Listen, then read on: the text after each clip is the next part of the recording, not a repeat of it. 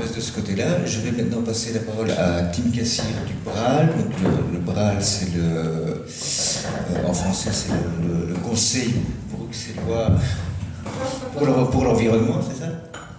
Ben, c'est ça, mais on n'utilise plus ce mot depuis une dizaine d'années. Donc on s'appelle maintenant Stadsbeweging pour plus, le mouvement urbain pour Bruxelles. Donc le BRAL se bat bien sûr pour l'environnement. Donc présentation et réponse aux mêmes questions. Oui, c'est ça. Donc le BRAL se bat toujours pour l'environnement, mais il se bat aussi pour les Bruxellois. Et donc c'est très important dans notre mission de plan. On regroupe des comités de quartier, mais aussi des collectifs, des groupes d'action. Nous, on a travaillé beaucoup et bossé beaucoup sur la qualité d'air les 2 dernières années. Il y a des groupements comme Filtre Café, Bruxelles Air qui sont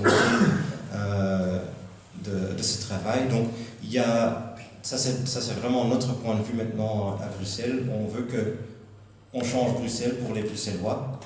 Et donc, pas seulement pour l'environnement, mais nous, on croit fortement que c'est par l'environnement et par aller vers une ville durable que ce sera bon pour les Bruxellois.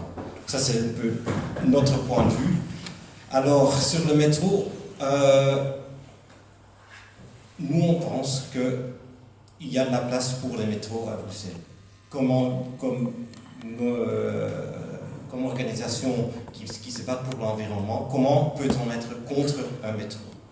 Parce que oui, franchement, c'est les métros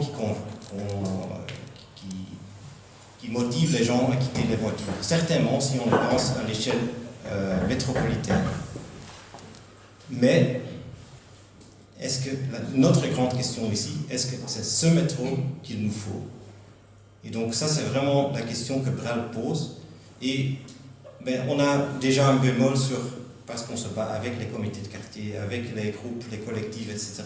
Donc il y a déjà un grand bémol sur la participation dans ce projet-là. Moi, je vais passer cet argument aujourd'hui parce que ça a été souligné par tout le monde, même la commission mobilité l'a dit, la commission régionale de développement l'a dit, même notre bourgmestre de Saint-Josse, Emir Kir, l'a dit. Donc, je pense que tout le monde est d'accord là-dessus. Si on fait un projet d'une telle envergure, pourquoi, dans les temps actuels, on n'écoute pas les gens, on les informe mal, on déroule ce projet d'une manière technique, sans vraiment parler aux gens qu'est-ce que ça veut dire un métro. Et donc, moi je vais surtout souligner 2 arguments qui se parlent sur cet instrument en mobilité qui est le métro. Et le premier argument, et c'est mon collègue Jacques l'a déjà dit, un métro n'est pas un tram et un tram n'est pas un métro. Et donc, oui, peut-être des gens à Scarbeck se réjouissent qu'il y a un métro qui va arriver, qui va leur ramener à Saint-Gilles en 5 minutes, mais ils vont perdre leur tram.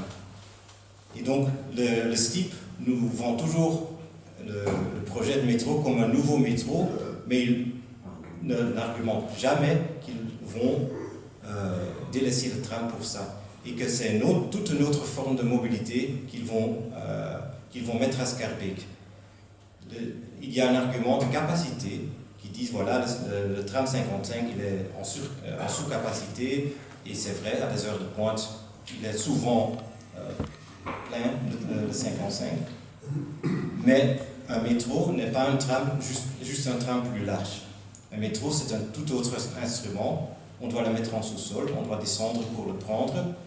Et donc on voit maintenant qu'à Scarbeck, le 55 il est surtout utilisé pour des trajets entre Leeds, Elmet, Linde, Tilleuil. Donc peut-être encore Avrede, mais même là, c'est beaucoup moins.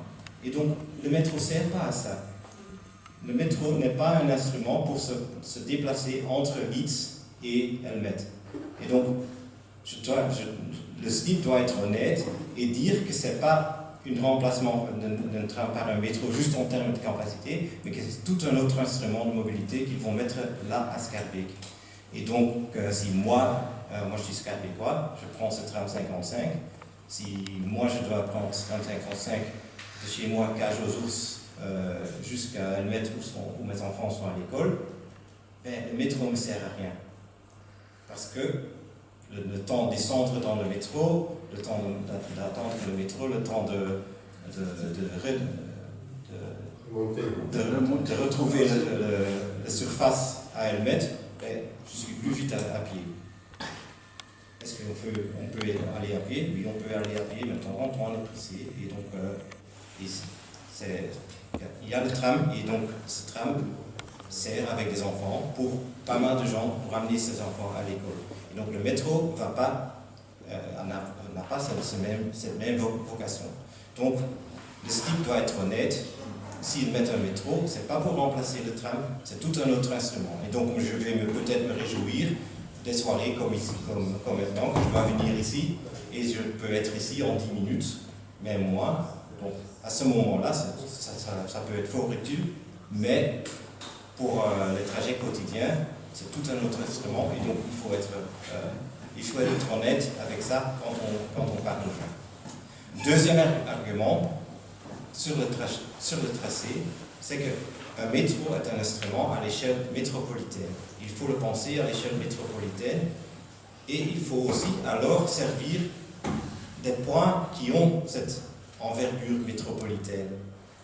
Maintenant, est-ce qu'on peut entre-temps servir des quartiers fort peuplés? Oui, peut-être, mais ici, on sert justement des quartiers fort peuplés, mais on n'a pas pensé,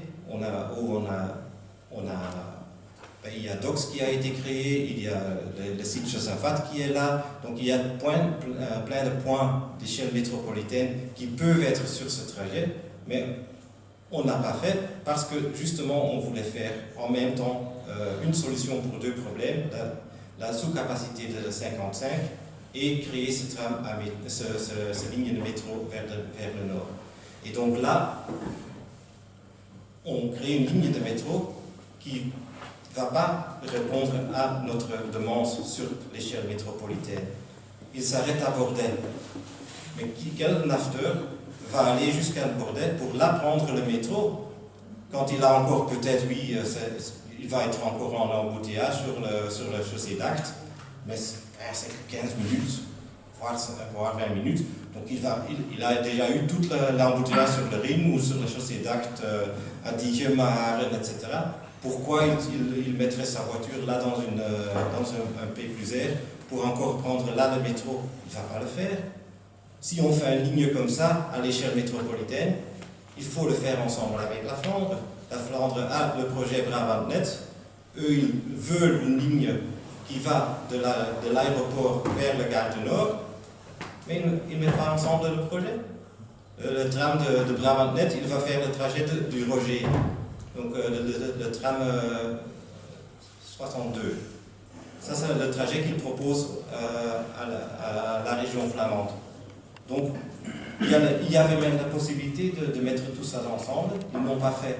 Et donc, il y a tellement des choses qui manquent, des éléments qui, même si on reste dans l'argument de l'instrument de mobilité, des choses qui sont mal conçues, que nous on se demande pourquoi ce métro, pourquoi ce tracé.